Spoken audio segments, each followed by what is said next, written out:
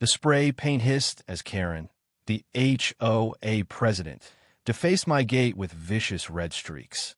My pride and joy, a vibrant blue gate I'd painted to honor my late wife's love for the color, was now a garish mess. She stood there, designer coat pristine, smirking as if she owned the world. "This tacky color ruins the neighborhood's aesthetic," she'd barked earlier, her voice dripping with contempt. I'd spent weeks sanding and painting that gate, pouring my heart into it, only for her to declare it unacceptable in a snide letter. Now, she'd taken matters into her own hands, vandalizing my property under the guise of HOA authority. Neighbors peeked from their porches, too stunned or scared to intervene. My fists clenched, but I stayed calm. This wasn't just about a gay tie, it was about her reign of terror over our small community. Karen had ruled our neighborhood like a petty dictator for years. Her HOA meetings were a parade of complaints, too bright flowers, unapproved mailboxes, kids' chalk drawings deemed eyesores. She'd fine Mrs. Lopez for her vegetable garden, claiming it lowered property values. She'd berated young Tim for his skateboard ramp, calling it a safety hazard, while ignoring her own speeding Mercedes. Everyone grumbled, but no one dared challenge her. Her wealth, her connections, her venomous tongue, they silenced us all. I kept my head down, a retired farmer who just wanted peace. But when she targeted my gate, my last tether to my wife's memory, something snapped. I wasn't going to let her win this time.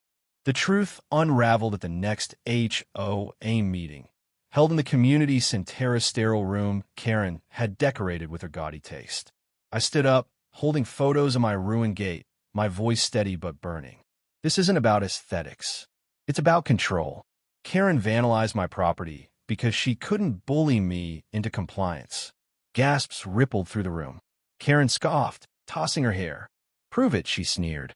That's when Mrs. Lopez, trembling but resolute, stood up. "I saw her," she said, "last night with a spray paint. I took a video." The room froze as she played the grainy footage on her phone.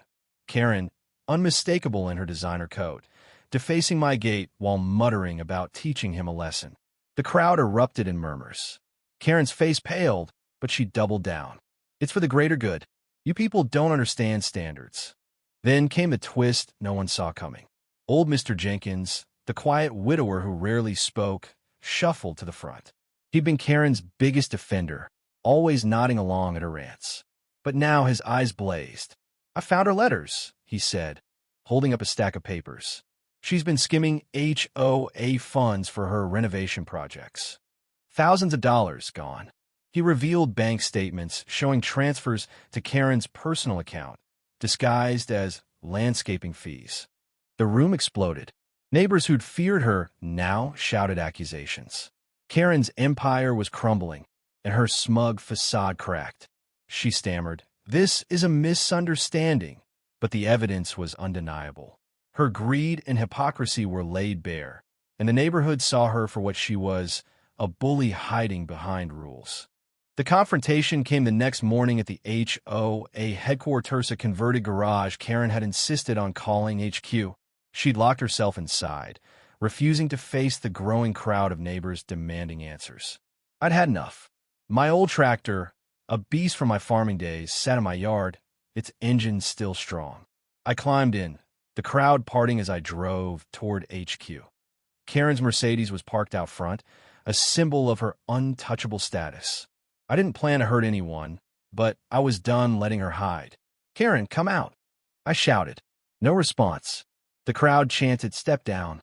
I revved the engine, inching the tractor forward. The crunch of gravel under its tires echoed like a warning. Karen appeared at the window, screaming, "You're insane." I didn't stop. The tractor's front nudged the garage door, splintering the cheap wood. Neighbors cheered, their fear replaced by defiance. Karen burst out, mascara streaking, yelling about lawsuits. But the crowd drowned her out. Mrs. Lopez stepped forward, holding up the HOA bylaws. "You're done, Karen. We're voting you out today." Karen's downfall was swift and brutal. The vote was unanimous.